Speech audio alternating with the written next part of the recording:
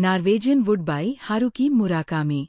37 साल का तोरू Watanabe Germany के एक हवाई अड्डे पर बैठा था।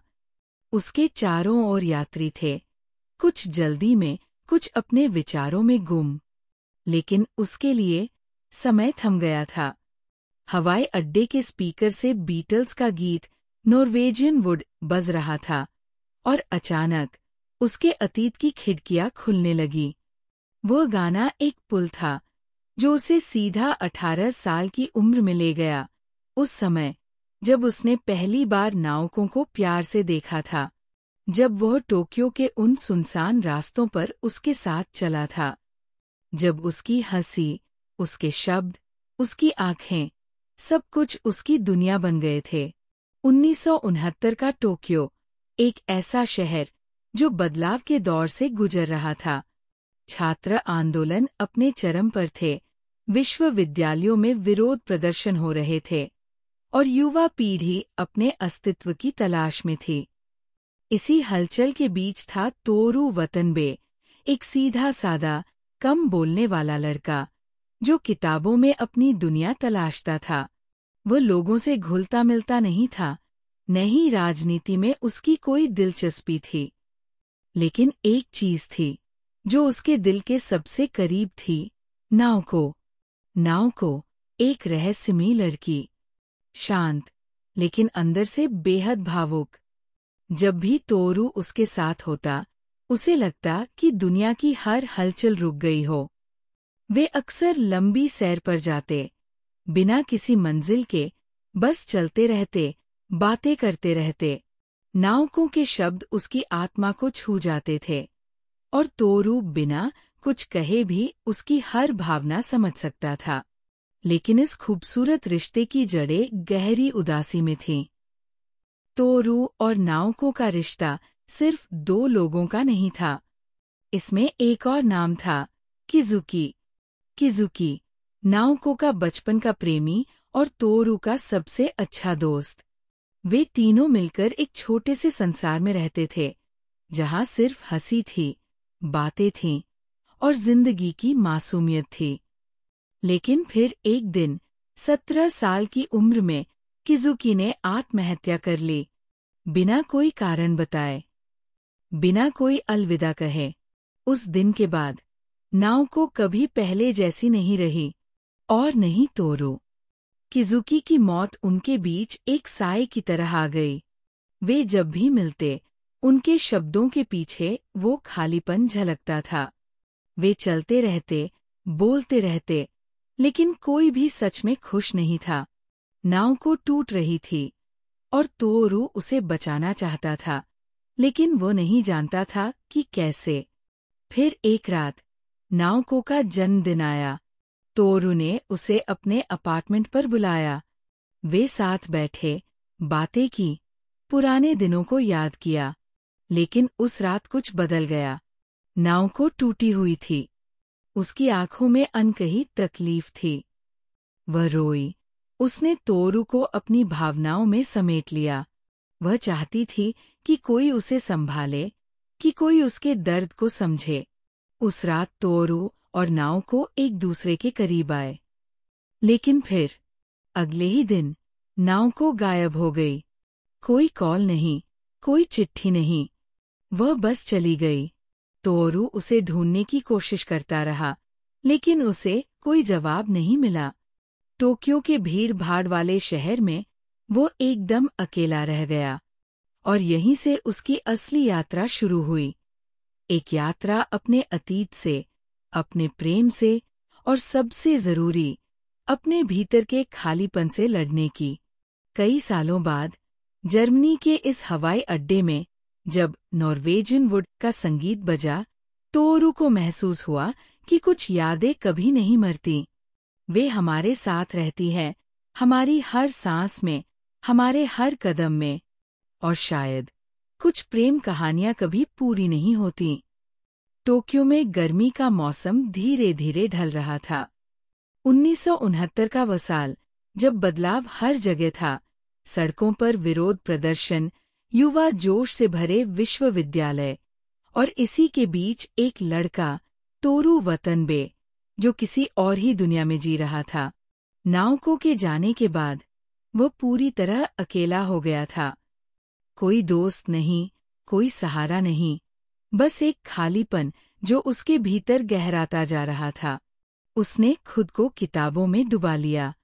दिन भर लाइब्रेरी में बैठा रहता, क्लास खत्म होते ही किसी कोने में चला जाता और बाकी दुनिया से कट जाता। लेकिन ये अकेलापन ज्यादा दिनों तक नहीं टिकने वाला था, क्योंकि उसकी जिंदगी में एक नया नाम आने वाला था, मिडोरी। मिडोरी, एक नाम जो नाओको से बिल्कुल अलग था। जहां नाओको शांत और गहरे भावों में डूबी रहती थी, वहीं मिडोरी किसी तेज जलती हुई लौ की तरह थी। वो हर समय हंसती, बोलती और जिंदगी को पूरे जोश से जीती थी। उनकी पहली मुलाकात बहुत साधारण थी, एक लेक्चर हॉल में। मिडोरी ने पहली बार तोरू को देखा और बिना किसी झिझक के उससे बात करने लगी। वो अजीब सवाल पूछती, कभी कभी बिना किसी वजह के हंसती और हर चीज में उत्साह दिखाती। तोरू के लिए ये सब नया था। उसने इतने लंबे समय तक खुद को दुनिया से काट लिया था कि अब अचानक किसी का इतना नजदीक आना उसे असहज कर रहा था। लेकिन फिर भी वह मिडोरी की तरफ खिंचता चला गया। वे साथ समय बिताने लगे, कभी किताबों की दुकानों में, कभी टोक्यो की भीड़-भाड़ वाली गलियों में और कभी किसी शांत कॉफी शॉप में। मिडोरी के साथ तोरू को पहली बार ऐसा लगा कि वह फिर से हंस सकता है, फिर से जिंदगी को महसूस कर सकता है। लेकिन जैसे ही वह मिडोरी के करीब आने लगा, नाओको की यादें फिर से लौट आईं। एक दिन अचानक तोरू को एक खत मिला, नाओको की तरफ से। उस खत में कोई सफाई नहीं थी, कोई बहाने नहीं थे। सिर्फ ये लिखा था कि वह एक मेंटल हेल्थ सेंटर में भर्ती हो गई थी, क्योंकि वो अपने अंदर के दर्द से अब और अकेले नहीं लड़ सकती थी। तोरू को समझ नहीं आया कि उसे कैसा महसूस करना चाहिए। क्या उसे मिडोरी के साथ खुश होना चाहिए या नाओको के लिए दुखी?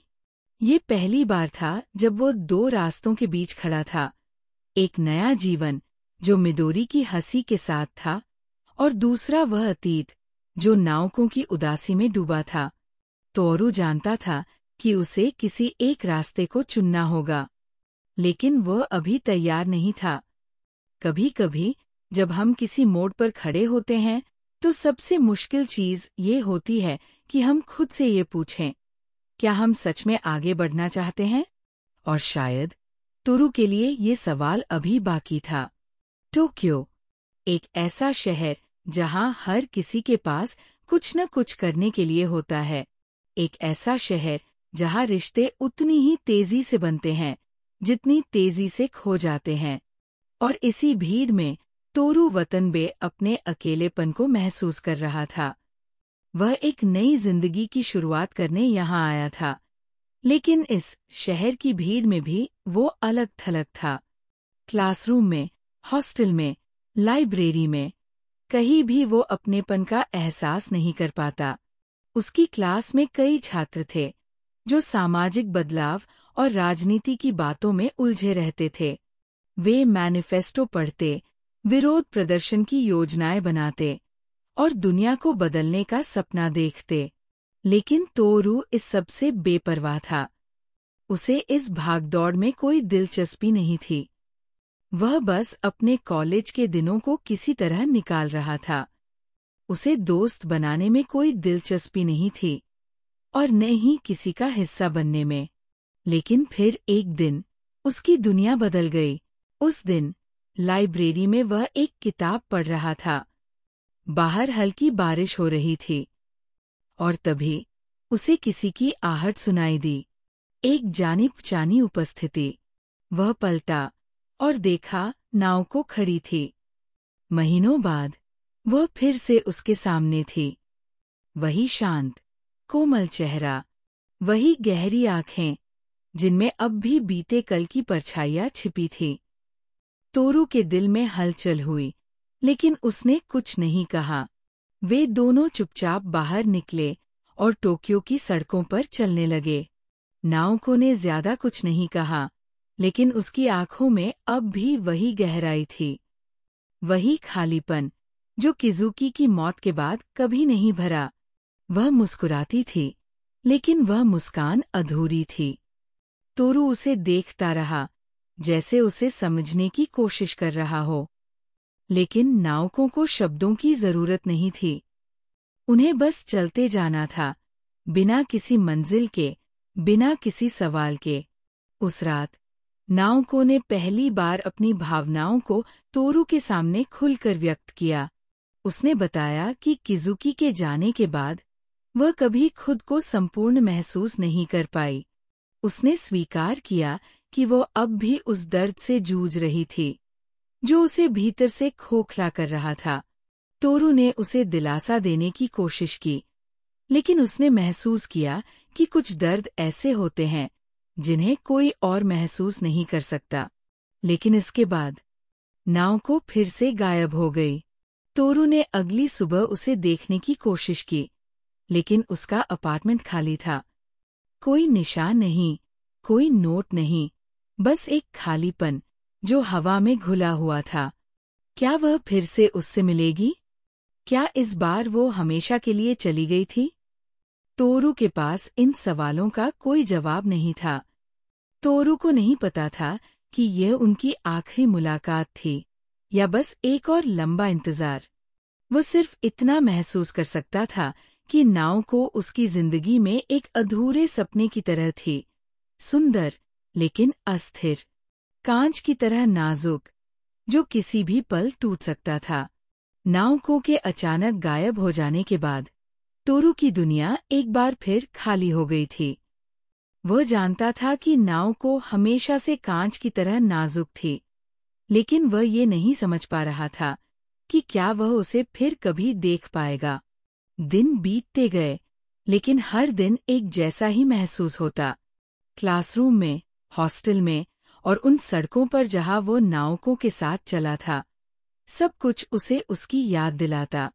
इन्हीं दिनों में तोरू की मुलाकात नागासावा से हुई, एक आत्मविश्वासी, करिश्माई और महत्वाकांक्षी छात्र। वह उन लोगों में से था जो दुनिया को अपनी मुट्ठी में रखना चाहते थे। नागासावा एक अमीर और प्रभावशाली परिवार से था और वह बड़ी सोच रखता था। वह तोरू से अलग था। जहां तोरू शांत और गहरी सोच में डूबा रहता, वहीं नागासावा जिंदगी को एक खेल की तरह देखता। क्या तुम दुनिया को जीतना नहीं चाहते, वतनबे? नागासावा ने पूछा।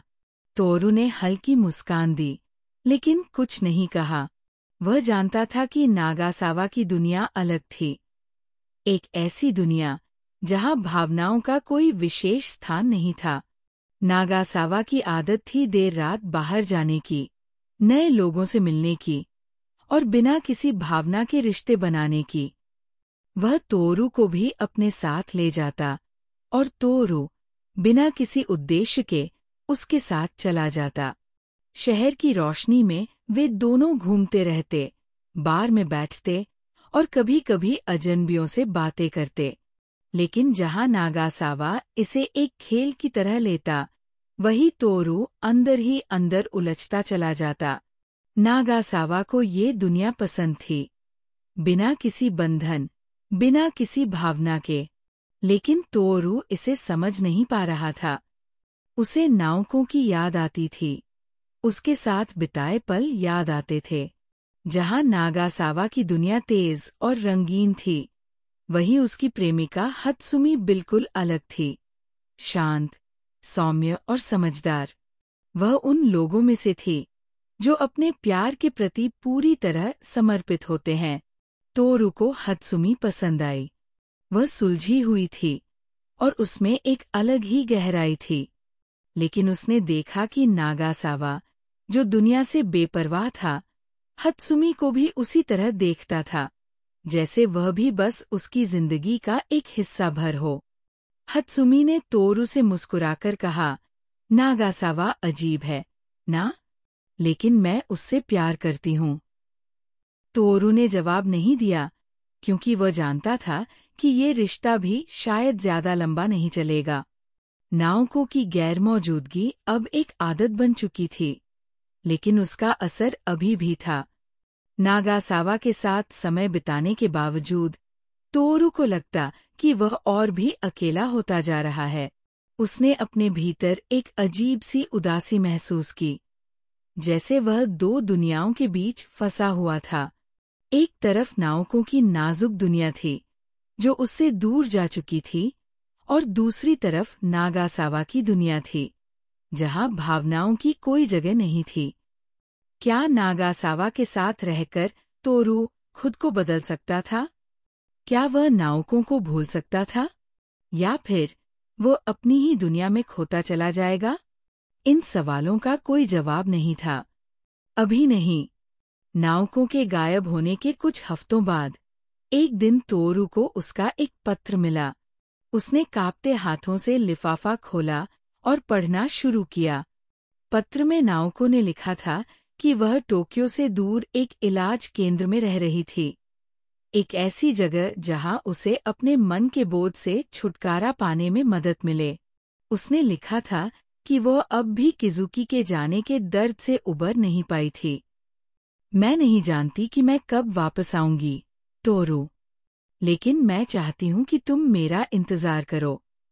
तोरू पत्र को हाथ में लिए देर तक बैठा रहा। क्या वह नाओको के लिए इंतजार करेगा, या फिर वह अपनी जिंदगी में आगे बढ़ने की कोशिश करेगा? हर दिन पहले जैसा ही था, किताबें, क्लास, हॉस्टल और न खत्म होने वाली खामोशी। नाओको का पत्र उसके मन में बार बार घूमता, और वह समझ नहीं पाता कि वह इस रिश्ते को किस दिशा में ले जाए।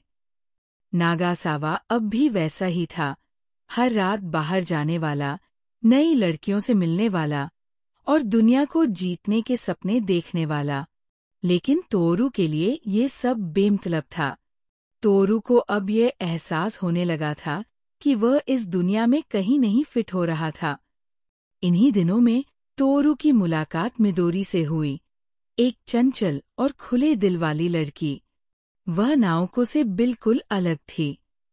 जहां नाओको गहरी और उदास थी, वहीं मिदोरी जिंदगी से भरपूर और बिंदास थी। पहली बार जब मिदोरी ने तोरू से बात की, वह थोड़ा चौंक गया। मिदोरी ने बिना किसी झिझक के उसकी किताब की तरफ इशारा किया और कहा, "ये किताब बोरिंग लग रही है, ना?" तोरू ने हल्के से मुस्कुरा दिया। मिदोरी ऐसी लड़की थी जो बिना किसी वजह के किसी को भी अपने जीवन में शामिल कर सकती थी। वह बातों से लोगों का दिल जीत लेती थी, और शायद पहली बार तोरू को लगा कि वह किसी के साथ खुलकर हंस सकता है। धीरे धीरे तोरू और मिदोरी की दोस्ती बढ़ने लगी। वे साथ में समय बिताने लगे, कभी किताबों की दुकान में, कभी पार्क में और कभी किसी पुराने कैफे में।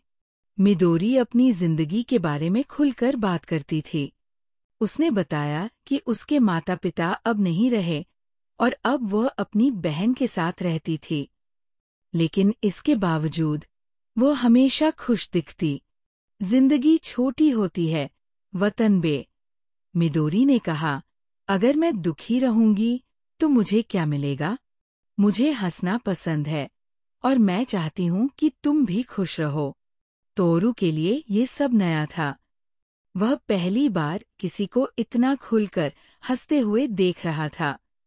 अब तोरू दो अलग अलग दुनियाओं के बीच था। नाओको की दुनिया, जो अधूरी, खोखली और दर्द से भरी थी, और मिदोरी की दुनिया, जो रंगीन, चंचल और जिंदगी से भरी थी। नाओको के पत्र उसे अब भी आते थे। उसने लिखा था कि उसे उसकी बहुत याद आती है और वह चाहती है कि तोरू उसे देखने आए। लेकिन दूसरी तरफ मिदोरी ने उसे जिंदगी में एक नया नजरिया दिया था। क्या वह नाओको का इंतजार करता रहेगा, या फिर वह मिदोरी के साथ आगे बढ़ेगा? उसके पास कोई जवाब नहीं था। नाओको ने अपने पत्र में लिखा था कि वह चाहती है कि तोरू उससे मिलने आए। ये पहली बार था जब उसने खुद उसे बुलाया था। तोरू ने बिना ज्यादा सोचे अपना बैग पैक किया।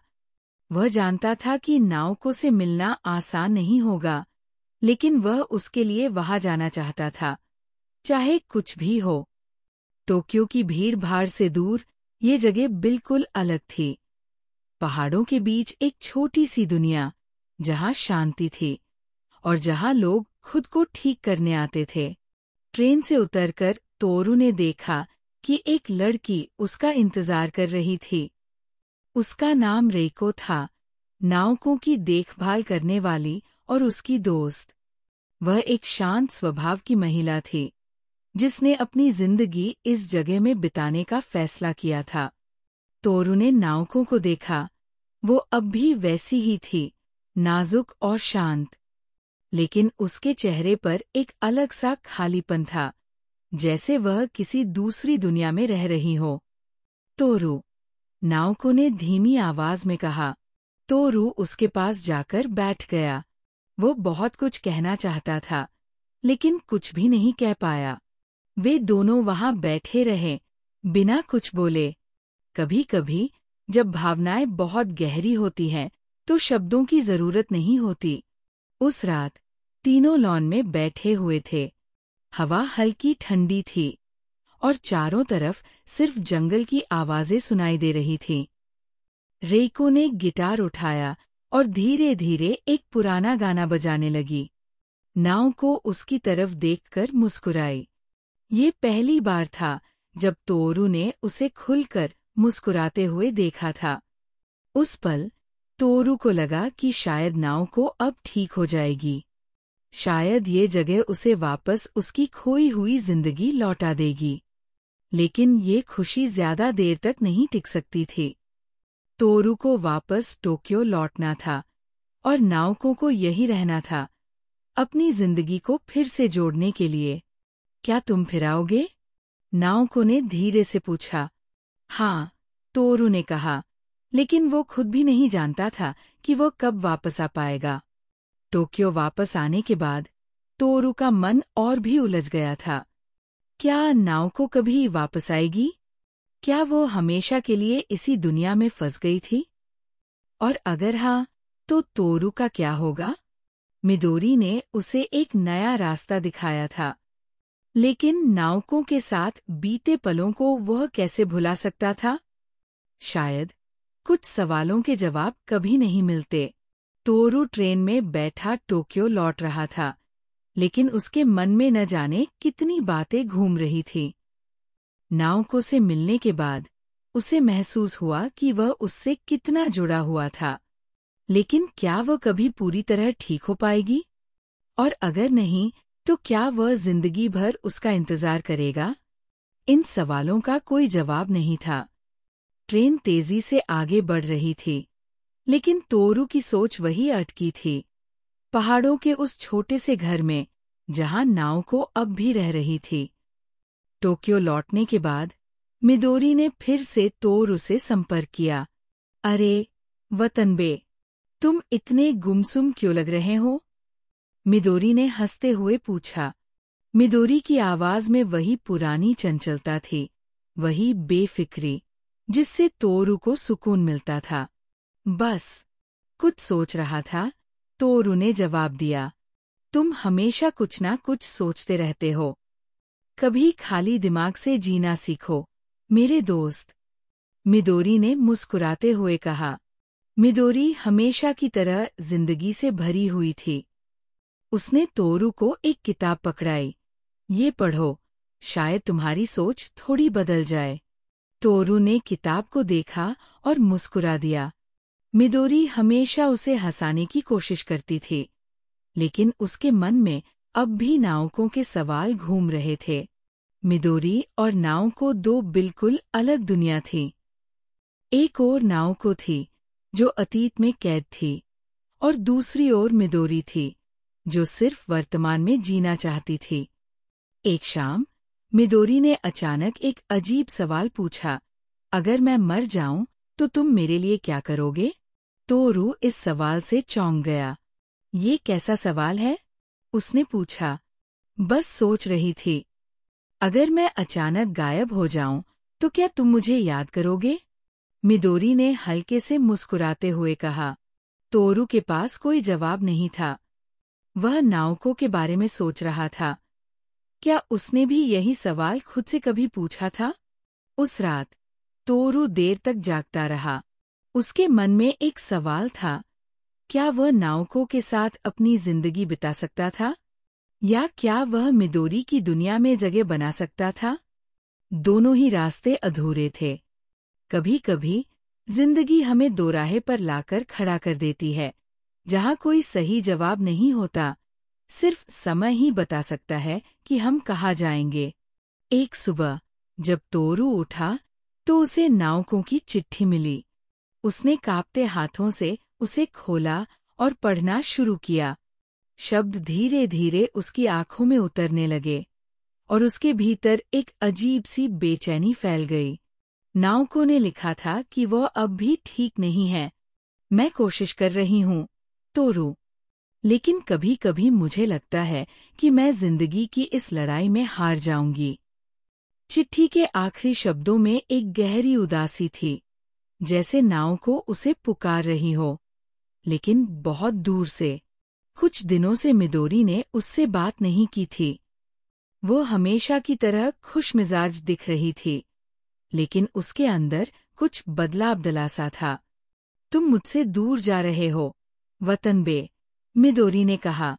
ऐसा कुछ नहीं है, बस कुछ चीजें चल रही हैं मेरे दिमाग में। तुम हमेशा कुछ ना कुछ सोचते रहते हो। कभी जिंदगी को वैसे जीकर देखो जैसी वो तुम्हारे सामने है। मैं यहाँ हूँ, तुम मुझसे बात करो, मुझे महसूस करो। लेकिन तुम हमेशा कहीं और खोए रहते हो। मिदोरी की आवाज में शिकायत थी। और शायद सच भी था। तोरू का मन अब भी नाओको के इर्द-गिर्द घूम रहा था। मिदोरी की बातें उसके दिमाग में गूंज रही थी, लेकिन वह कुछ नहीं कर सकता था। जब वह नाओको के बारे में सोचता, तो उसे याद आता कि वह उसके साथ कैसे चलता था, कैसे उसकी बातों को सुनता था, कैसे उसकी मुस्कान उसे एक सुकून देती थी। लेकिन अब नाओको वहां नहीं थी। वह दूर, किसी और ही दुनिया में थी। तोरू को महसूस हुआ कि वह दो दुनियाओं के बीच फंस चुका था।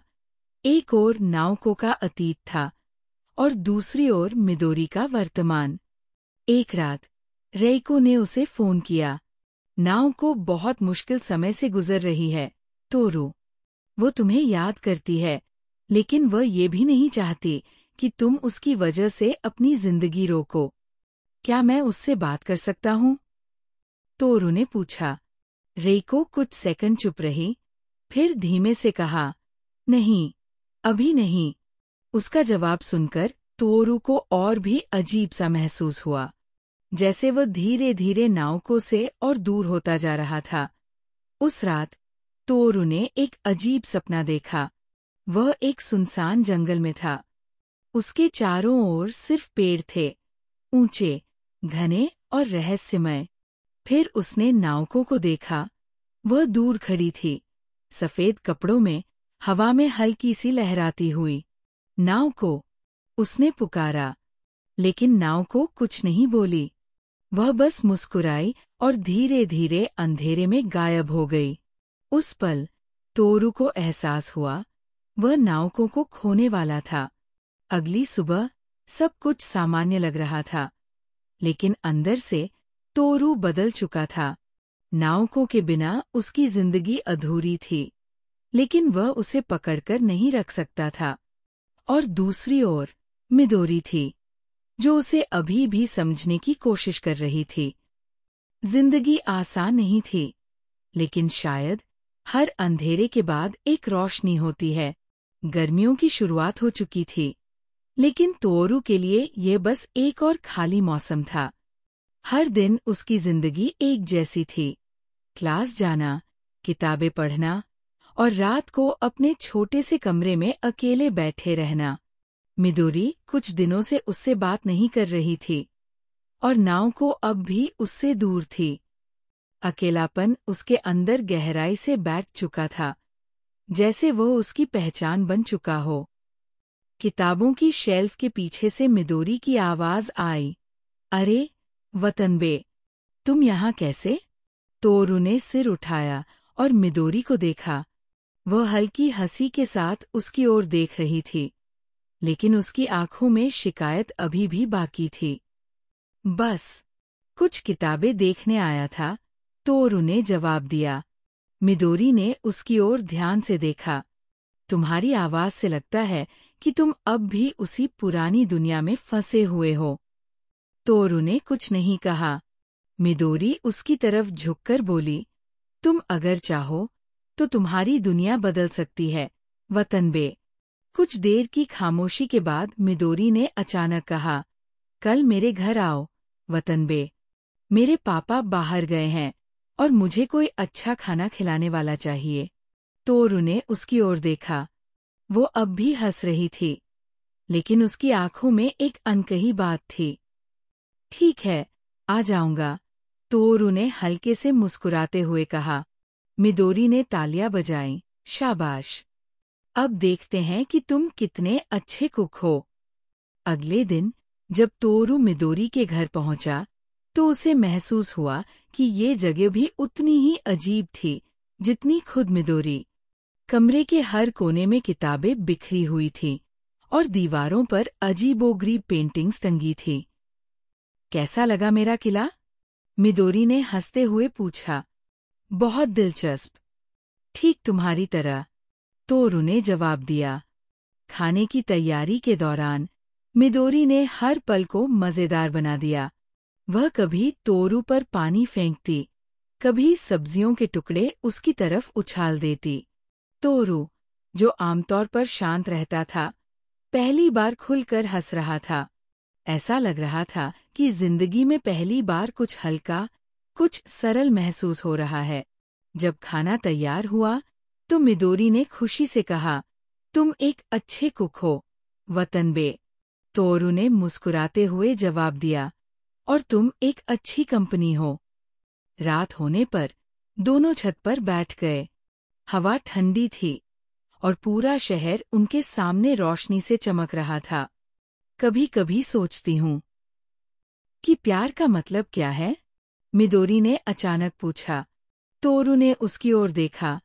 ये सवाल अजीब था, लेकिन शायद वह जानबूझकर इसे हल्का बनाए रखना चाहती थी। शायद किसी के साथ पूरी तरह से ईमानदार होना? तोरू ने कहा। मिदोरी मुस्कुराई। तो फिर तुम मुझसे ईमानदार क्यों नहीं हो, वतनबे? उस रात तोरू ने देर तक सोने की कोशिश की, लेकिन वो सो नहीं सका। उसके मन में मिदोरी की बात गूंज रही थी। तुम मुझसे ईमानदार क्यों नहीं हो? क्या वह नाओको की यादों को छोड़कर आगे बढ़ सकता था? क्या वह मिदोरी को वह दे सकता था जो वह चाहती थी? उसके पास कोई जवाब नहीं था।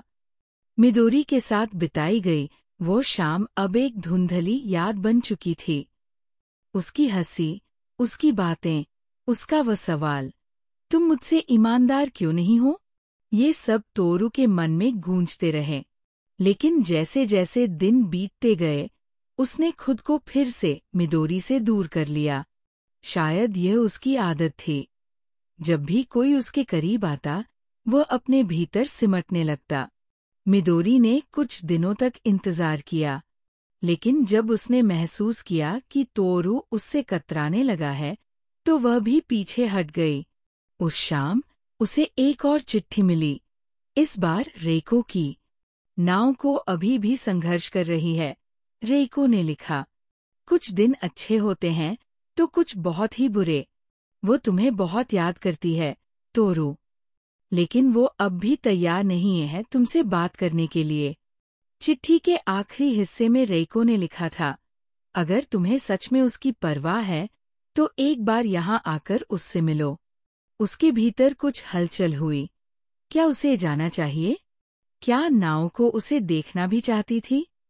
या ये बस उसकी अपनी आत्मग्लानि थी, जो उसे वहां खींच रही थी? अगली सुबह, बिना किसी को बताए, तोरू ने अपना सामान समेटा और नाओको से मिलने जाने का फैसला किया। ये सफर आसान नहीं होने वाला था, लेकिन शायद ये जरूरी था। जैसे ही ट्रेन आई, तोरू ने एक गहरी सांस ली और उसमें चढ़ गया।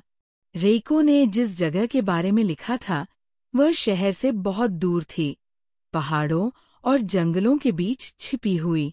ये एक ऐसा केंद्र था जहां मानसिक रूप से संघर्ष कर रहे लोग शांत वातावरण में अपना इलाज कर सकते थे। जगह खूबसूरत थी, लेकिन उसमें एक अजीब सा अकेलापन था। यहाँ सिर्फ चिड़ियों की आवाज थी, ठंडी हवा थी और कुछ खोई हुई आत्माएं जो खुद को फिर से तलाशने की कोशिश कर रही थी। जब तोरू वहां पहुंचा, तो सबसे पहले उसकी मुलाकात रेको से हुई। तो तुम आखिरकार आ ही गए, रेको ने हल्की मुस्कान के साथ कहा। नाओको कैसी है? तोरू ने बिना किसी भूमिका के सीधे पूछा। रेको ने गहरी सांस ली। बहुत बेहतर नहीं, लेकिन उसे तुम्हारी जरूरत है। चलो, मिलते हैं उससे।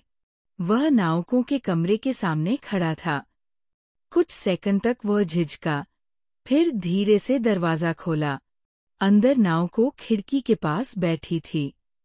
वो बहुत कमजोर दिख रही थी, लेकिन जब उसने तोरू को देखा, तो उसकी आंखों में हल्की चमक आई।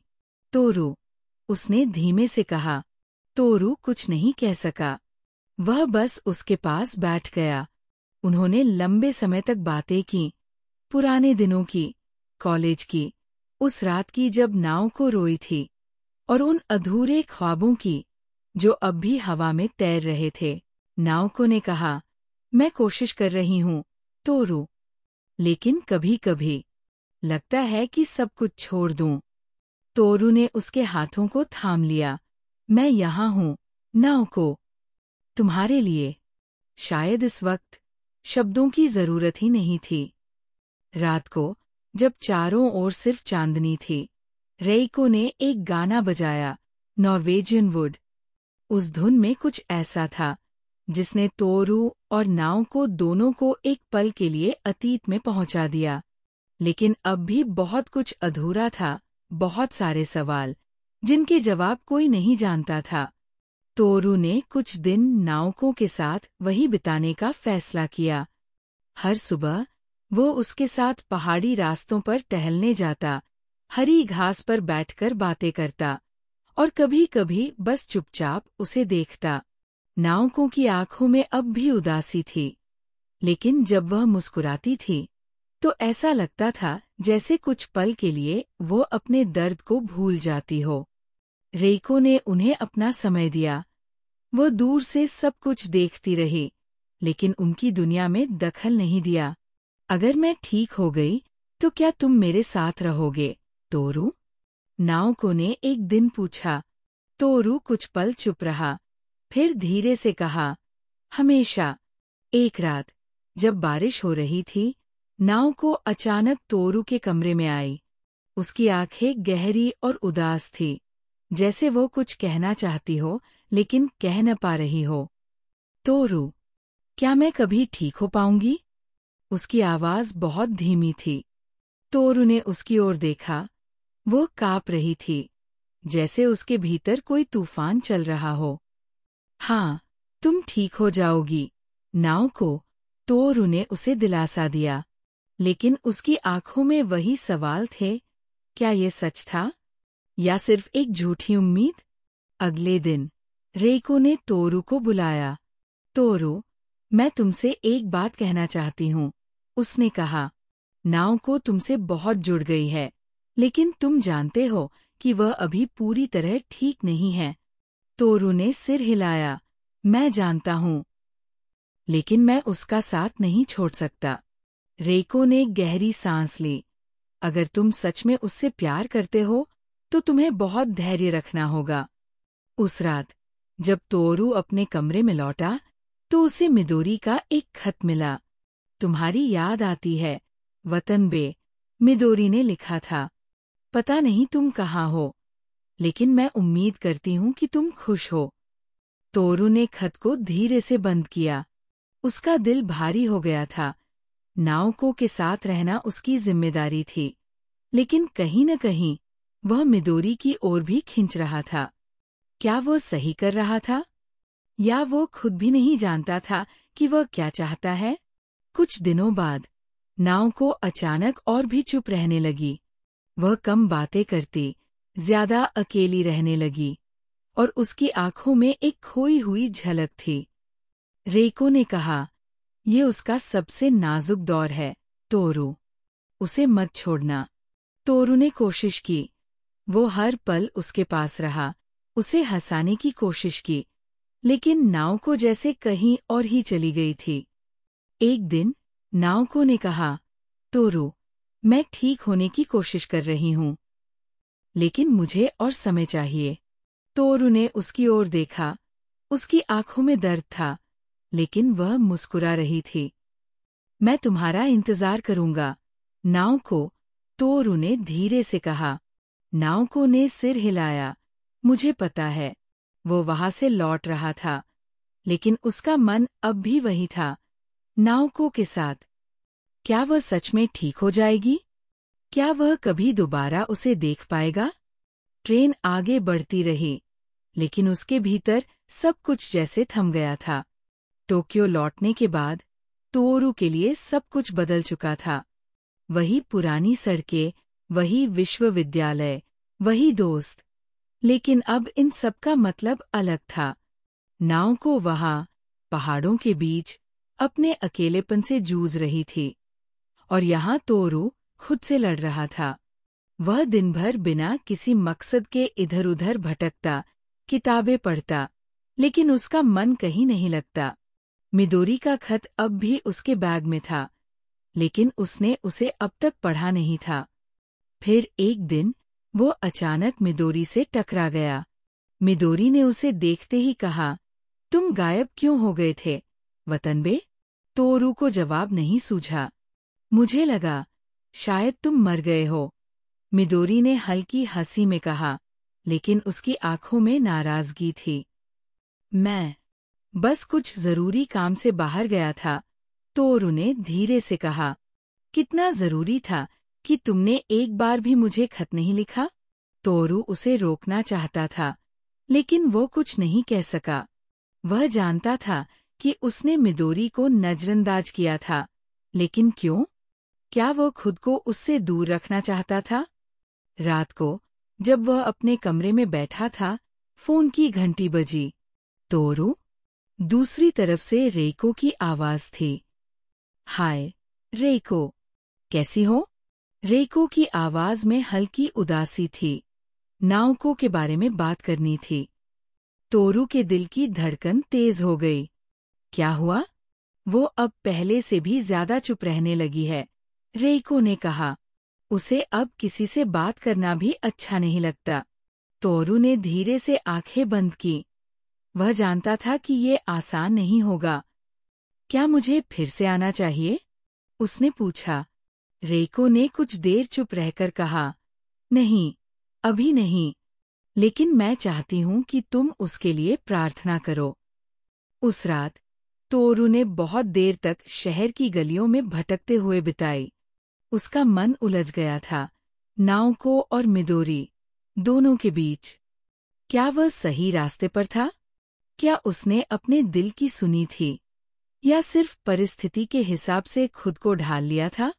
बारिश की ठंडी बूंदें उसके चेहरे पर गिर रही थी, लेकिन उसे इसका एहसास भी नहीं हो रहा था। सर्दियों की ठंडी हवाओं के बीच तोरू वतनबे के जीवन में अकेलापन और अधिक गहराने लगा था। नाउको की यादें अब भी उसकी दुनिया का एक स्थायी हिस्सा बनी हुई थी, लेकिन मिदोरी की चंचलता और सहजता उसे वास्तविक जीवन की ओर खींच रही थी। इन दो विपरीत भावनाओं के बीच वतनबे खुद को असमंजस में पाता है। क्या वह अपने अतीत से बंधा रहेगा, या नए रिश्तों की ओर बढ़ने की हिम्मत जुटाएगा? एक दिन तोरू को रेको का पत्र मिलता है। पत्र में लिखा होता है कि नाउको की स्थिति पहले से बेहतर नहीं है। वो अब भी मानसिक अस्थिरता से जूझ रही है, और रेको को संदेह है कि वह अब भी अपने भीतर गहरे दर्द को दबाए हुए जी रही है। ये खबर सुनकर तोरू और अधिक बेचैन हो जाता है। तोरू अपनी दिनचर्या में खो जाता है। उसकी शामें अब अक्सर अकेले गुजरती है। वह लंबी सैर पर जाता है, किताबें पढ़ता है, लेकिन उसके भीतर की बेचैनी कम नहीं होती। वह नाविकों को देखने जाने के बारे में सोचता है, लेकिन वो खुद को रोक नहीं पाता। इसी बीच मिदोरी उससे बात करने की कोशिश करती है। वह चाहती है कि तोरू उसे अपनाए, लेकिन वह जानती है कि उसके भीतर अब भी नाउको बसी हुई है। मिदोरी उससे कहती है, अगर मैं तुम्हारी जिंदगी में हूँ तो मुझे पूरा अपनाओ, वरना मुझे छोड़ दो। मैं अधूरे रिश्तों में नहीं रह सकती। तोरू के लिए ये फैसला करना आसान नहीं था। वह मिदोरी की ओर खिंचता तो था, लेकिन वह अपने दिल को नाविकों की यादों से मुक्त नहीं कर पा रहा था। समय बीत रहा था, लेकिन वतनबे खुद को और अधिक अकेला महसूस कर रहा था। उसके दोस्त नागासावा और रेस्तोरां के मालिक, जिनके साथ वह कभी बातें किया करता था, अब उससे दूर हो गए थे। उसके पास अब कोई नहीं था जिससे वह अपने दिल की बात कह सके। एक रात ठंडी हवा में तोरू ने खुद को टोक्यो की सड़कों पर भटकते हुए पाया। उसे ऐसा लगने लगा था कि वो कहीं भी जाए, लेकिन उसकी आत्मा हमेशा अधूरी ही रहेगी। वो समझ नहीं पा रहा था कि क्या उसे अपने अतीत से जूझते रहना चाहिए या वर्तमान को अपनाकर आगे बढ़ना चाहिए। वतनबे के मन में एक गहरी उथल-पुथल चल रही थी। ये संघर्ष केवल उसके प्यार का नहीं था, बल्कि उसकी पूरी पहचान का था। क्या वह अपने अतीत से बाहर निकल पाएगा? क्या मिदोरी का प्यार उसे इस अधूरेपन से उबार पाएगा? सर्दियों के बाद बसंत का मौसम आ गया था, लेकिन तोरू वतनबे के दिल में अब भी ठंड फैली हुई थी। वह दिन-ब-दिन और अधिक खोया हुआ महसूस कर रहा था। नाविकों की अनुपस्थिति उसे अंदर तक तोड़ रही थी, और मिदोरी से उसकी दूरी अब और अधिक बढ़ने लगी थी। वह न तो नाविकों के बिना जी पा रहा था, और न ही मिदोरी के साथ जीवन को पूरी तरह स्वीकार कर पा रहा था। एक दिन तोरू को नाविकों का एक पत्र मिला। पत्र में लिखा था कि वो अब भी मानसिक रूप से पूरी तरह ठीक नहीं हो पाई है, लेकिन वह उसके बारे में सोचती रहती है। नाविकों ने अपने शब्दों में एक दर्द छिपा रखा था, जिसे वतनबे अच्छी तरह महसूस कर सकता था। वह पत्र पढ़ते ही बेचैन हो उठा। उसने सोचा कि उसे नाविकों से मिलने जाना चाहिए। वह जानता था कि उसकी अनुपस्थिति नाविकों के लिए और अधिक कष्टदायक हो सकती है, लेकिन साथ ही उसके भीतर एक डर भी था। अगर वो नाविकों से मिला और उसे वैसा ही टूटा हुआ पाया, तो क्या वो खुद को संभाल पाएगा? तोरू इस उथल-पुथल में इतना खो गया था कि उसने मिदोरी से भी बात करना कम कर दिया था। मिदोरी अब उससे नाराज रहने लगी थी। उसने उसे कई बार बुलाने की कोशिश की, लेकिन तोरू हर बार टालता रहा। एक दिन मिदोरी ने उससे सीधे-सीधे कह दिया, तुम्हें तय करना होगा, तोरू। मैं तुम्हारे साथ रहना चाहती हूँ, लेकिन मैं किसी की छाया बनकर नहीं जी सकती। अगर तुम मुझे चाहते हो, तो मुझे अपनाओ, वरना मुझे भूल जाओ। तोरू के पास कोई जवाब नहीं था। वह जानता था कि मिदोरी सही थी, लेकिन उसके लिए ये फैसला लेना आसान नहीं था। तोरू ने खुद को किताबों में, सैर-सपाटे में और अकेलेपन में डुबो दिया, लेकिन कोई भी चीज उसे इस अजीब सी पीड़ा से बाहर नहीं निकाल पा रही थी। उसे ऐसा लग रहा था जैसे वह दो दुनियाओं के बीच अटक गया हो। एक ओर नाविको, जिसकी नाजुक यादें उसे रोक रही थीं, और दूसरी ओर मिदोरी, जो उसे आगे बढ़ने का मौका दे रही थी। वतनबे खुद से एक बड़ा सवाल पूछ रहा था, क्या प्यार केवल अतीत की यादों में जीना होता है, या प्यार का असली मतलब आगे बढ़ना और किसी को पूरी तरह अपनाना होता है? तोरू की जिंदगी अब भी उलझनों से भरी हुई थी। समय बीत रहा था, लेकिन उसके दिल की उथल-पुथल कम नहीं हो रही थी। नाविकों की यादें उसे चैन नहीं लेने देती थी, और मिदोरी के प्रति उसका रवैया उसे और अधिक अकेला कर रहा था। उसने अपने चारों ओर एक अदृश्य दीवार खड़ी कर ली थी, जिससे वह न तो अपने अतीत को छोड़ पा रहा था और न ही अपने वर्तमान को पूरी तरह से जी पा रहा था। एक दिन वतनबे को रेको का पत्र मिला। रेको ने उसे लिखा था कि नाओको की हालत अब और भी बिगड़ गई है। वह पहले से अधिक कमजोर हो गई है और वह अकेले इस स्थिति से बाहर नहीं आ सकती। रेको ने वतनबे से गुजारिश की कि वह नाओको से मिलने आए, क्योंकि शायद उसकी मौजूदगी नाओको के लिए एक उम्मीद बन सके। ये पत्र पढ़ते ही वतनबे का दिल बेचैन हो उठा। उसे एहसास हुआ कि वह अपने डर के कारण नाओको से मिलने से बचता रहा, लेकिन अब वह और इंतजार नहीं कर सकता था। दूसरी ओर मिदोरी अब पूरी तरह वतनबे से दूर हो चुकी थी। उसने कई बार कोशिश की कि वतनबे उसे अपनाए, लेकिन वतनबे हर बार टालता रहा। अब मिदोरी ने खुद को उससे अलग कर लिया था। एक दिन वतनबे ने उसे फोन किया, लेकिन मिदोरी ने ठंडी आवाज में कहा, तुम्हें तय करने में बहुत देर कर दी, तोरू। मैं अब और इंतजार नहीं कर सकती। इस बातचीत के बाद वतनबे को एहसास हुआ कि उसने मिदोरी को खो दिया है। वो अब भी उसे चाहता था, लेकिन शायद बहुत देर हो चुकी थी। वतनबे ने फैसला किया कि वह नाओको से मिलने जाएगा। ये उसका अपने अतीत से सामना करने का पहला कदम था। वह जानता था कि ये मुलाकात आसान नहीं होगी, लेकिन उसे ये कदम उठाना ही था। तोरू पहली बार अपने डर और भावनात्मक उलझनों का सामना करने के लिए तैयार हो रहा था। सर्दियों की ठंडी हवाओं के बीच तोरू वतनबे ने आखिरकार फैसला कर लिया था। वह नाओको से मिलने जाएगा। वह जानता था कि ये मुलाकात आसान नहीं होगी, लेकिन अब वह अपने डर का सामना करने के लिए तैयार था। पिछले कुछ महीनों से उसने खुद को न जाने कितनी बार रोका था, लेकिन अब जब रेको ने उसे पत्र लिखकर बुलाया, तो उसे एहसास हुआ कि अब और देर नहीं हो सकती। वह ट्रेन में बैठकर पहाड़ियों की ओर बढ़ा, जहां नाओको का क्लिनिक था। रास्ते में वह अतीत के पलों में खो गया। वे शामें जब वह और नाओको टहलते थे, जब वे जीवन के अनकहे सवालों पर बातें किया करते थे। लेकिन अब सब कुछ बदल चुका था। जब वो वहां पहुंचा, तो रेको ने उसका स्वागत किया। रेको के चेहरे पर चिंता साफ झलक रही थी। उसने बताया कि नाओको की मानसिक स्थिति अब भी स्थिर नहीं थी और वह अंदर से कमजोर होती जा रही थी।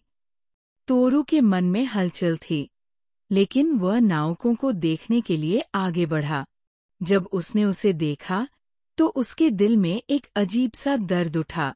नाओको अब भी सुंदर थी, लेकिन उसकी आंखों में अब पहले जैसी चमक नहीं थी। वह पहले से अधिक शांत और खोई हुई लग रही थी।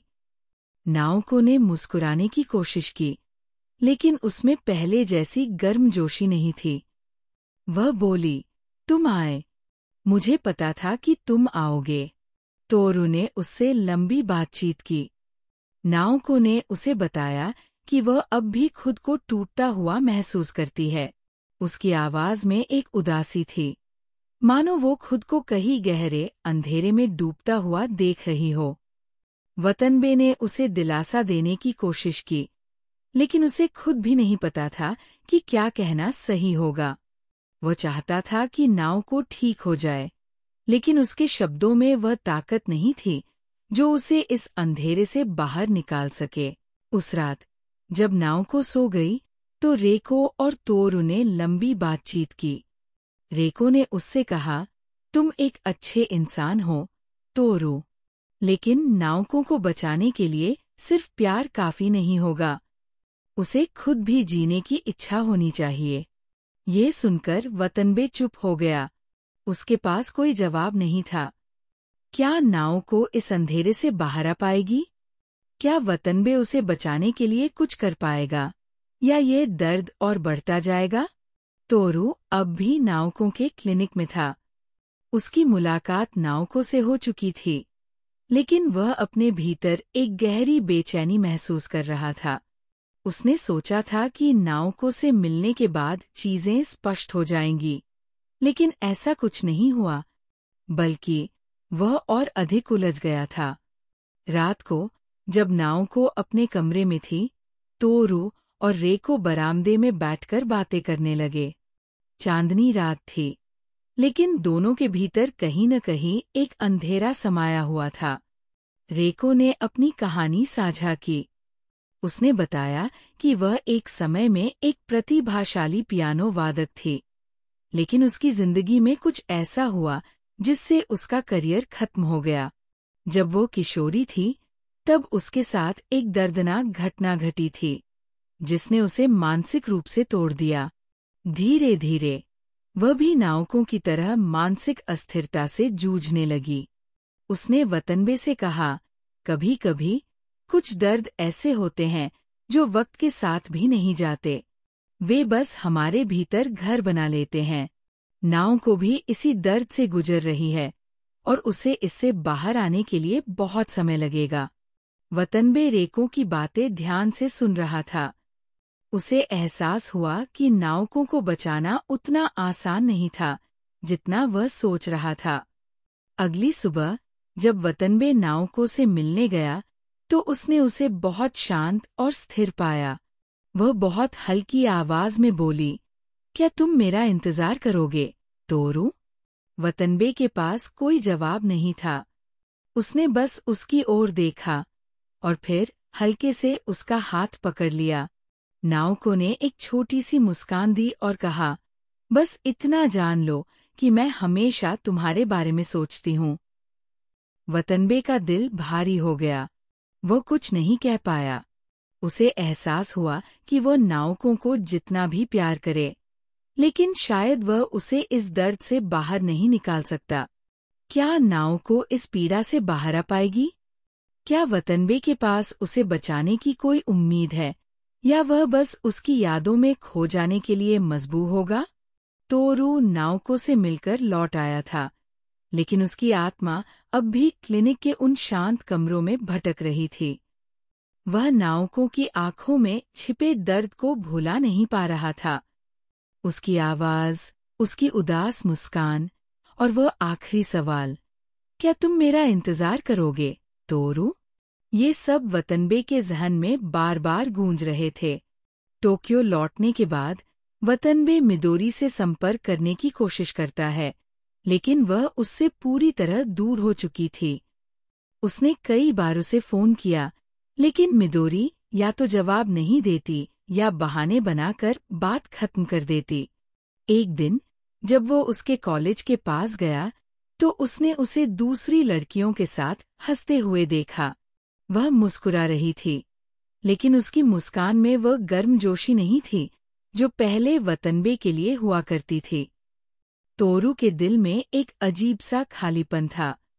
वह जानता था कि उसने मिदोरी को खो दिया है, लेकिन अब कुछ भी करना बेकार था।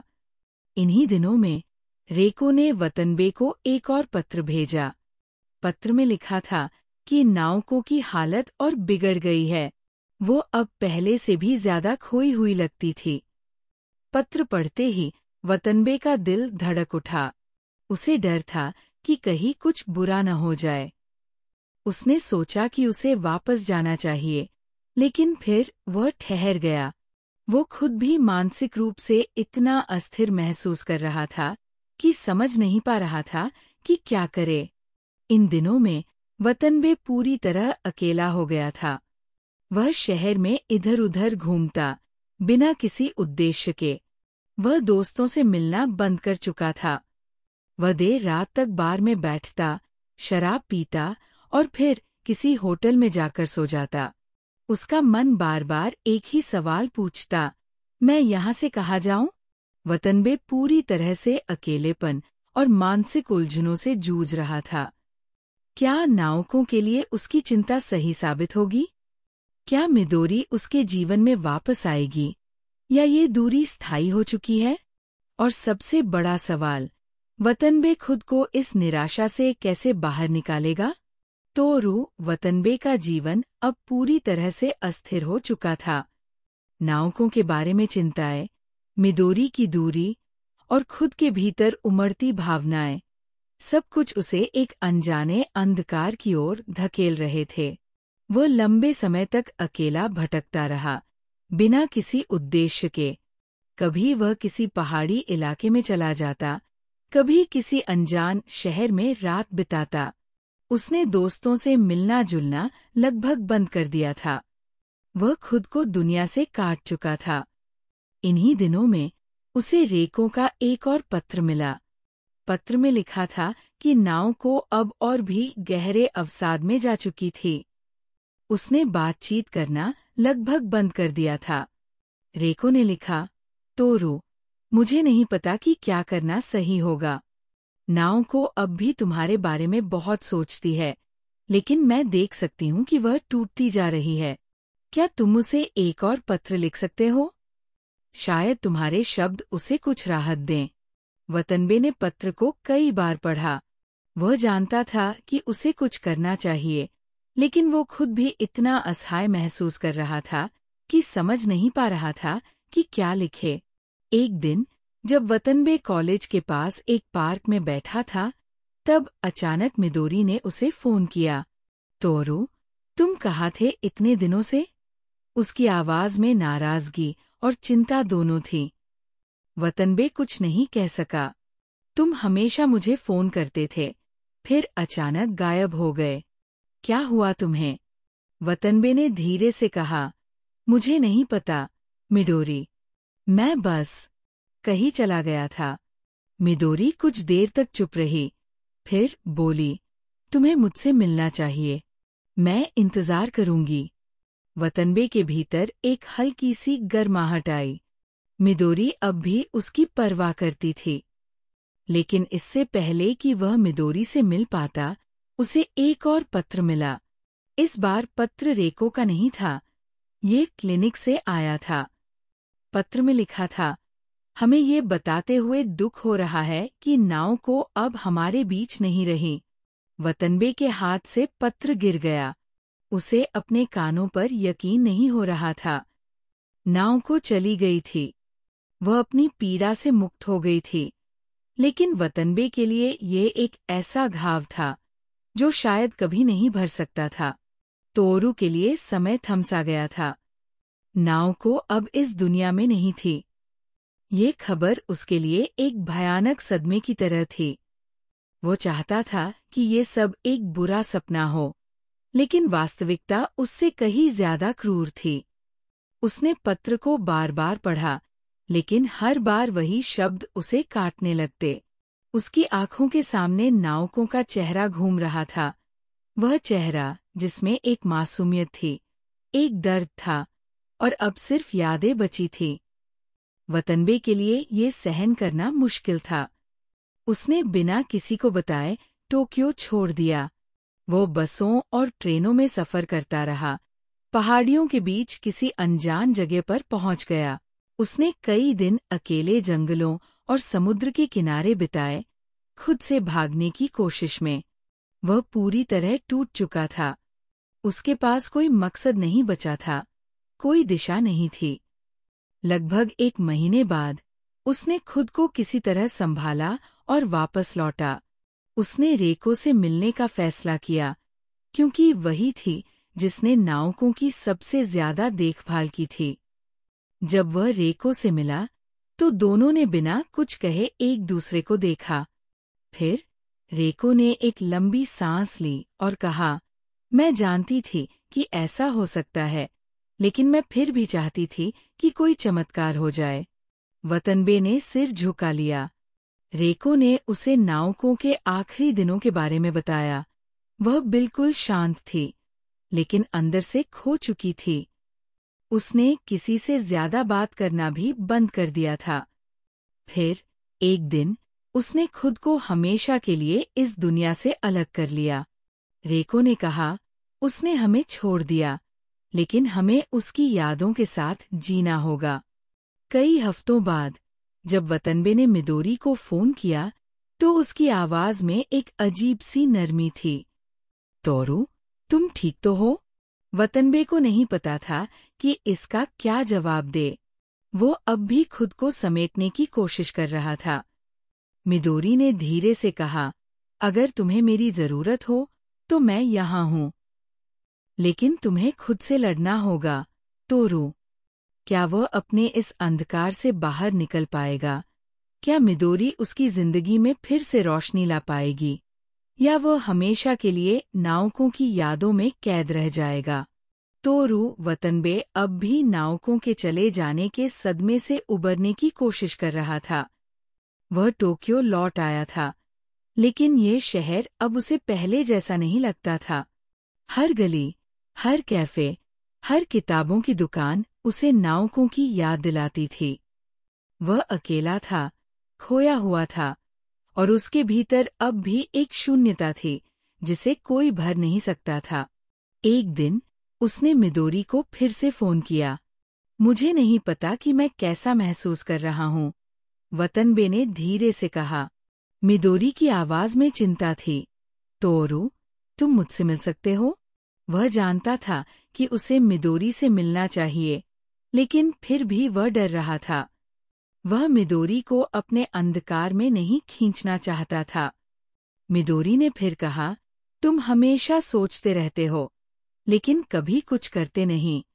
तुम मुझसे मिलना चाहते हो या नहीं? वतनबे ने गहरी सांस ली और कहा, हाँ मिडोरी, मैं तुमसे मिलना चाहता हूँ। जब वो मिदोरी से मिला तो उसने देखा कि मिदोरी पहले जैसी ही थी, खुली, गर्मजोशी से भरी और जीवन से भरी हुई, लेकिन उसकी आंखों में एक हल्की उदासी भी थी। तुम बिल्कुल बर्बाद दिख रहे हो, तोरू, मिदोरी ने हंसते हुए कहा, लेकिन उसकी आवाज में चिंता थी। वतनबे ने कोई जवाब नहीं दिया। मिदोरी ने धीरे से उसका हाथ पकड़ा और कहा, मैं यहाँ हूँ, तोरू, लेकिन तुम्हें भी मेरे पास आना होगा। मैं तुम्हें अपने अकेलेपन में मरते नहीं देख सकती। वतनबे की आंखों में हल्की नमी थी। उस रात जब वो घर लौटा तो उसने पहली बार महसूस किया कि शायद उसे खुद को मौका देना चाहिए। वह नाउकों को भूल नहीं सकता था, लेकिन क्या वह हमेशा उसके अतीत में ही जीता रहेगा? उसने खुद से एक सवाल किया, अब आगे क्या? क्या वह मिदोरी के साथ एक नया भविष्य बना पाएगा, या नाउकों की यादें हमेशा उसे पीछे खींचती रहेंगी? तोरू वतनबे अब भी अपनी जिंदगी के सबसे अंधेरे दौर से गुजर रहा था। नाउकों की मौत के बाद वो खुद को पूरी तरह से दुनिया से काट चुका था, लेकिन कहीं न कहीं मिदोरी की बातें उसके भीतर गूंज रही थी। मैं यहाँ हूँ, तोरू, लेकिन तुम्हें भी मेरे पास आना होगा। क्या वह सच में आगे बढ़ सकता था? वतनबे के भीतर अब भी एक संघर्ष चल रहा था। उसकी यादों में अब भी नाउकों की हंसी गूंजती थी। उसकी आंखों में वह मासूमियत तैरती थी। लेकिन फिर मिदोरी की छवि सामने आ जाती, खिलखिलाती हुई, जीवन से भरी हुई। वह सोचता रहा कि क्या वह मिदोरी से प्यार कर सकता है, या यह सिर्फ अकेलेपन से बचने की कोशिश थी? एक दिन उसने फैसला किया कि उसे रेको से मिलना चाहिए। जब वह रेको से मिला तो उसने देखा कि उसके चेहरे पर एक अजीब सा सुकून था। तोरू, तुम कैसा महसूस कर रहे हो? रेको ने पूछा। वतनबे ने धीरे से कहा, पता नहीं, लेकिन मैं अब भी कहीं खोया हुआ हूँ। रेको ने गहरी सांस ली और कहा, नाउकों की यादें तुम्हारे साथ हमेशा रहेंगी, लेकिन तुम उसे अपने जीवन पर हावी मत होने दो। वह चाहती थी कि तुम खुश रहो। उस रात रेको ने गिटार बजाया और एक पुराना गीत गाया, वही गीत जो कभी नाउको सुनती थी। वतनबे की आंखें नम थीं, लेकिन पहली बार उसने महसूस किया कि शायद उसे अतीत से बाहर निकलना चाहिए। अगली सुबह उसने मिदोरी को फोन किया। मिडोरी, मैं तुमसे मिलना चाहता हूँ। मिदोरी कुछ देर चुप रही, फिर हल्के से मुस्कुराई। तो तुमने आखिरकार फैसला कर लिया? वतनबे ने कहा, शायद हाँ। वह नाउकों की यादों से बाहर निकल पाएगा, क्या मिदोरी उसकी नई शुरुआत होगी या फिर वो फिर से अपने अकेलेपन में लौट जाएगा? तोरू एक लंबे समय बाद मिदोरी से मिला था। वो अब भी अतीत के दर्द से पूरी तरह उबर नहीं पाया था, लेकिन कहीं न कहीं उसने खुद को संभालने की कोशिश शुरू कर दी थी। मिदोरी उसके लिए अब भी वही लड़की थी, बेझिझक, जिंदादिल और सच्ची। लेकिन क्या वतनबे सच में उसके साथ आगे बढ़ सकता था? मिदोरी ने उसे देखकर हल्की मुस्कान दी, लेकिन उसकी आंखों में कहीं न कहीं एक सवाल था। तोरू, तुम क्या चाहते हो? मिदोरी ने सीधे सीधे पूछा। वतनबे चुप रहा। मिदोरी ने आगे कहा, तुम मेरे पास आना चाहते हो, लेकिन तुम्हारे भीतर अब भी अतीत की छाया है। क्या तुम सच में मुझे अपनी जिंदगी में जगह दे सकते हो? वतनबे के लिए ये सवाल आसान नहीं था। वह जानता था कि उसका मन अब भी नाविकों के लिए दुखी था, लेकिन साथ ही वह यह भी समझ चुका था कि वह मिदोरी के बिना पूरी तरह अकेला रह जाएगा। उस रात वतनबे टोक्यो की सड़कों पर अकेला भटकता रहा। नाविकों की यादें उसके साथ चल रही थी, लेकिन उसके भीतर अब एक हल्का सा बदलाव आ चुका था। वह सोचता रहा कि नाविको क्या चाहती थी। क्या वह चाहती थी कि वो हमेशा उसे याद करता रहे और दुखी रहे, या फिर वह चाहती थी कि वो आगे बढ़े और एक नई शुरुआत करे? अगले दिन उसने मिदोरी को फिर से फोन किया। मिदोरी, मैं तुमसे मिलना चाहता हूँ, वतनबे ने कहा। मिदोरी ने कुछ पल सोचा और फिर कहा, क्या इस बार तुम सच में मेरे पास आ रहे हो? वतनबे ने गहरी सांस ली और कहा, हाँ। अतीत की छाया और भविष्य की उम्मीद के बीच फंसा हुआ एक युवा, क्या वह मिदोरी के साथ एक नई शुरुआत कर पाएगा, या फिर वो अपने ही दर्द में खोया रहेगा? तोरू वतनबे ने आखिरकार फैसला कर लिया था। वह मिदोरी से मिलना चाहता था, लेकिन क्या वो सच में उसके साथ एक नई शुरुआत करने के लिए तैयार था? नाविकों की मृत्यु के बाद वह महीनों तक अकेलेपन और अवसाद से जूझता रहा था, लेकिन मिदोरी की बातें उसके ज़हन में गूंजती रहती थीं। तोरू, मैं तुम्हारा इंतजार कर रही हूँ, लेकिन मैं तुम्हारे लिए सिर्फ एक विकल्प नहीं बनना चाहती। अब वतनबे के पास दो ही रास्ते थे, या तो वो अतीत में जकड़ा रहकर खुद को खो दे, या फिर मिदोरी के साथ एक नई जिंदगी की शुरुआत करे। जब वतनबे मिदोरी से मिला तो वो हमेशा की तरह हंसमुख दिख रही थी, लेकिन उसकी आंखों में कहीं न कहीं संदेह झलक रहा था।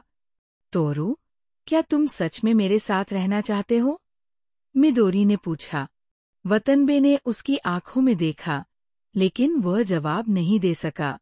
मिदोरी ने धीरे से कहा, अगर तुम्हें अभी भी नाविकों की यादें सता रही हैं, तो मैं तुम्हारा इंतजार नहीं कर सकती। मैं चाहती हूँ कि तुम मुझसे तब प्यार करो, जब तुम सच में इसके लिए तैयार हो।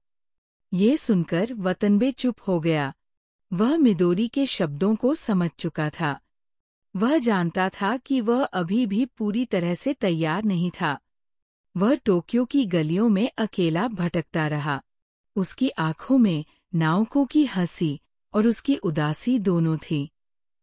उसने सोचा, क्या सच में कोई इंसान पूरी तरह से किसी को भुला सकता है? क्या वक्त सच में सब कुछ बदल सकता है?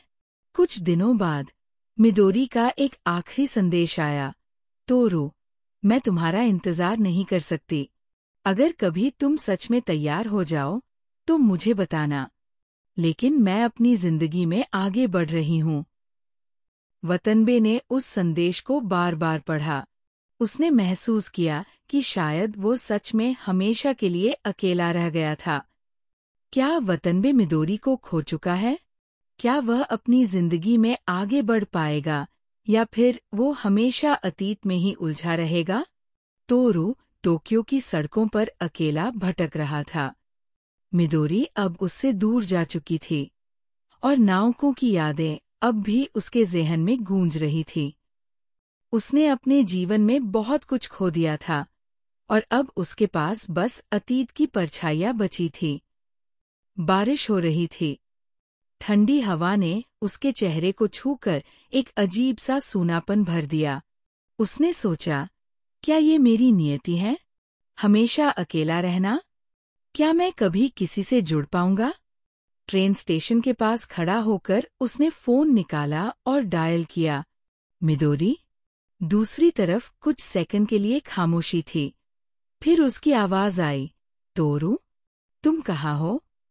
वतनबे ने इधर-उधर देखा, लेकिन उसे खुद भी नहीं पता था कि वो कहाँ था। मुझे नहीं पता। मिदोरी की आवाज में चिंता झलक रही थी। तुम्हें क्या चाहिए, तोरू? वो जवाब नहीं दे सका। उसके भीतर खालीपन था, एक ऐसा खालीपन जिसे कोई भी भर नहीं सकता था। एक अंत जो नई शुरुआत हो सकता था। उसने आसमान की ओर देखा। बादल घने थे, लेकिन कहीं न कहीं रोशनी की हल्की किरण झलक रही थी। उसे एहसास हुआ कि वो अब भी जिंदा था। शायद उसे खुद को तलाशने के लिए वक्त देना होगा। शायद उसे अपनी जिंदगी की राह खुद बनानी होगी। तोरू वतनबे ने एक लंबी और दर्द भरी यात्रा पूरी कर ली थी। नाउको की मौत, मिदोरी की दूरी और अपने भीतर चल रहा द्वंद्व, इन सभी ने उसे पूरी तरह बदल दिया था। लेकिन क्या उसने अपने उत्तर ढूंढ लिए थे? शायद नहीं। कई सवाल अब भी अनुत्तरित थे। क्या प्यार हमें बचा सकता है? क्या यादें हमें हमेशा जकड़े रखती हैं? या फिर हमें आगे बढ़ने की ताकत देती हैं? जब वतनबे ने मिदोरी को फोन किया था और जवाब दिया था, मुझे नहीं पता कि मैं कहाँ हूँ, तो ये सिर्फ भौगोलिक स्थिति का सवाल नहीं था। ये उसके मन की स्थिति भी थी। उसे अब भी अपनी पहचान, अपने मकसद की तलाश थी। शायद नॉर्वेजियन वुड की कहानी हमें यही बताने की कोशिश करती है। जीवन हमेशा स्पष्ट उत्तर नहीं देता। कुछ लोग हमारे जीवन में आते हैं, हमें बदलते हैं और फिर चले जाते हैं। कुछ रिश्ते हमेशा अधूरे रह जाते हैं, लेकिन इसका मतलब ये नहीं कि जीवन आगे नहीं बढ़ सकता। नाउको की मौत ने वतनबे को सिखाया कि कुछ दर्द कभी पूरी तरह खत्म नहीं होते, लेकिन हम उनके साथ जीना सीख सकते हैं। मिदोरी ने उसे यह एहसास दिलाया कि जीवन में आगे बढ़ने के लिए कभी-कभी अतीत को पीछे छोड़ना जरूरी होता है। लेकिन सवाल ये था, क्या वतनबे ऐसा कर पाएगा? नॉर्वेजियन वुड कोई साधारण प्रेम कहानी नहीं है। यह एक युवा की आत्मखोज, उसके दर्द, अकेलेपन और प्रेम की गहरी परतों को दर्शाती है। अंत में वतनबे का सवाल, मैं कहाँ हूँ?